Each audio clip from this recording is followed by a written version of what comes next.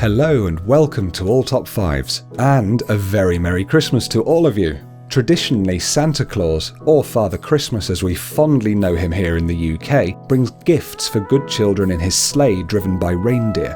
He wears an iconic outfit and is portrayed as jolly, but how does this perception differ around the world, and where did some of these traditions come from? Number 5. Saint Nicholas. In the 4th century in Turkey, a Greek Christian bishop known as Saint Nicholas gained fame for his generosity. He often used to give gifts to the poor, even once providing 3 daughters with generous dowries so they didn't have to turn to prostitution.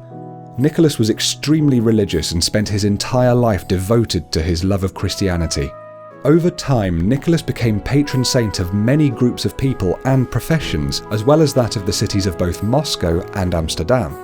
His name day was celebrated on the 6th of December throughout the Middle Ages, when children would be given gifts in his honour. This day was eventually moved to the 24th and 25th of December in many places to coincide further with the honouring of other saints, and thus gifts were given at Christmas. One legend of St. Nicholas speaks of an evil butcher who killed 3 young children during a serious famine, curing their meat in a barrel to sell as ham.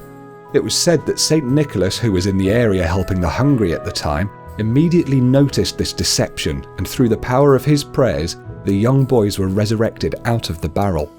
Indeed, some older nicknames for Santa Claus, still in use today, are Saint Nicholas or the jolly old Saint Nick.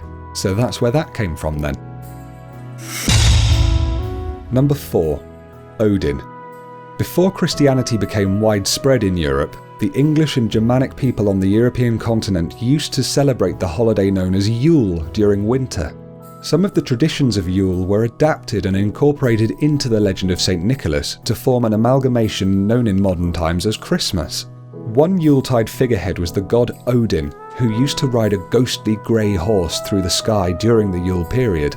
This has strong similarities to those of Santa Claus, who rides through the sky drawn by reindeer at this time. Odin was said to offer rides on his horse, Sleipnir, which is another form of the gift-giving that we now know as Christmas.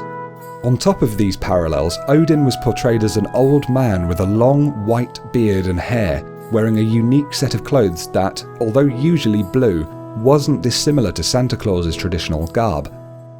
This pagan god certainly set a lot of precedents that influenced the more visual aspects of Santa Claus. Number 3. Dutch folklore. Getting ever closer to the modern-day Santa Claus, the Dutch, even to this day, see a legendary figure known as Sinterklaas as the primary giver of gifts at Christmas. Sinterklaas is based on St. Nicholas, with his celebrations featuring the night before St. Nicholas Day and on the day itself. Sinterklaas is even closer to the image of Santa Claus than Odin, although they share similar features and may even stem from the same concept. Sinterklaas is an elderly man with long white hair and beard. He wears a big red cape, white bishop's garb, and a large red hat or mitre, and rides a white horse called Amerigo, though in Belgium he's called Slecht weer vandaag, which means bad weather today. He holds a book that has the names of all children and whether they've been good or bad over that year, much like Santa's list. Where Santa traditionally has elves, Sinterklaas has a young man called Zwarte Piet, or Black Pete. He's portrayed by a boy with blackface makeup, something that has gained controversy in recent years, and he listens at houses' chimneys before helping Sinterklaas deliver candy to good children. There are even songs sung about Sinterklaas, and on the 5th of December, children receive a small sack of gifts and chocolate letters from him and Zwarte Piet, sometimes with a handwritten note.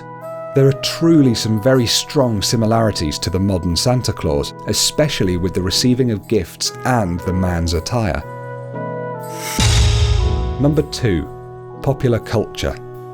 As with many traditions and holidays, Christmas and Santa Claus have been embraced and, some would say, exploited by the mass media, the commercial sector, and pop culture in general. Probably the most famous of all of these is the Coca-Cola advertising campaign that began in the 1930s. The marketing was so effective that it even spawned the completely false rumour that Coca-Cola invented the modern image of Santa Claus. The truth is that the red and white Santa was around at least 20 years before then. Coca-Cola simply popularised it.